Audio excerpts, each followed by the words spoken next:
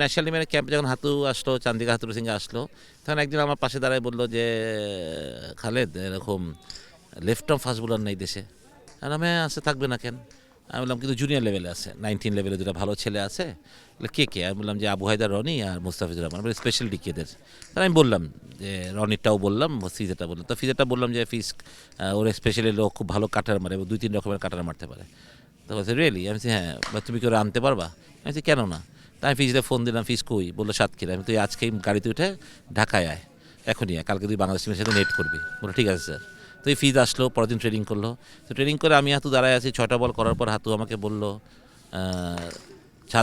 বললো যে খালেদ ও নেক্সট কিন্তু পাকিস্তানের সাথে খেলবে। তো আমি বললাম যে ঠিক আছে, পাকিস্তানের সাথে খেলবে। আমি তো মানে একটু মানে যে 6টা বল দেখার পরই মানে যে ডেফিনেটলি নাহাতু অনেক ভালো জাজমেন্ট ওর খেললো, এবং ওইখান থেকে তো মোস্তাফিজ ঘুরে দাঁড়ালো, পাকিস্তানের সাথে দারুণ বোলিং করতে পারে, ইন্ডিয়ার সাথে 5 উইকেট।